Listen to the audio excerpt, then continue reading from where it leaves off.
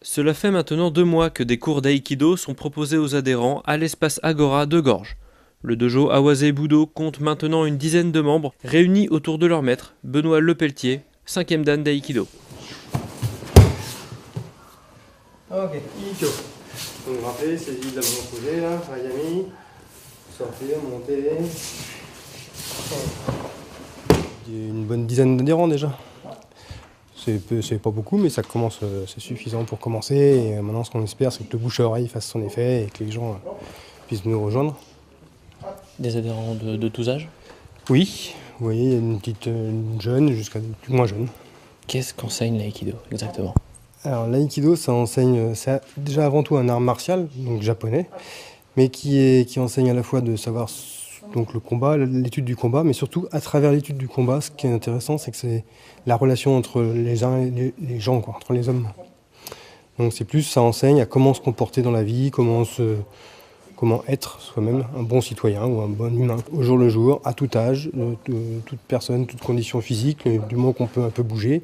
Donc ça va nous permettre à la fois d'entretenir le corps et à travers des exercices liés au corps, ce qu'on souhaite, c'est justement qu'une migration se fasse vers l'esprit. Il n'y a pas de doctrine réellement directement, on ne s'adresse pas directement à l'esprit, mais on s'adresse à l'expérience, par l'expérience du corps à corps et des situations de combat. On va pouvoir évoluer et faire évoluer notre mental, quoi. Une discipline en quelque sorte à acquérir? Oui, tout à fait. Comparé aux autres sports de combat, en quoi l'aïkido est différent?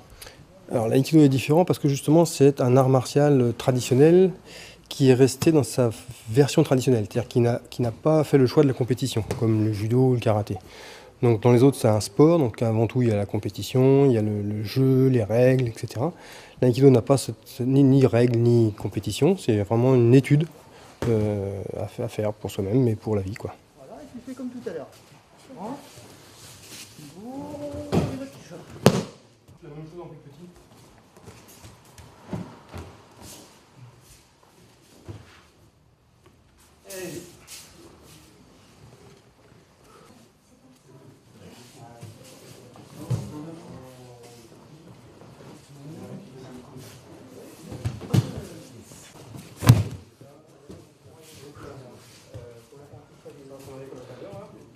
J'ai vu également que vous aviez sorti différents instruments.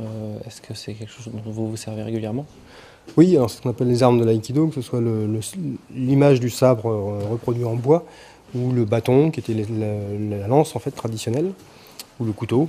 Ce sont des armes qu'on utilise souvent, mais plus à vertu pédagogique. C'est-à-dire que toutes les techniques d'aïkido ont cette particularité d'avoir été créées à partir des mouvements de sabre. Donc avant tout, les samouraïs étaient des gens qui utilisaient beaucoup le sabre, principalement, puis la lance et d'autres outils.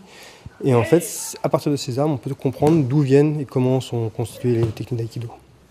L'aïkido n'a jamais eu pour vocation la destruction de son adversaire, mais il prétend au contraire de rétablir une communication afin de désamorcer l'agression.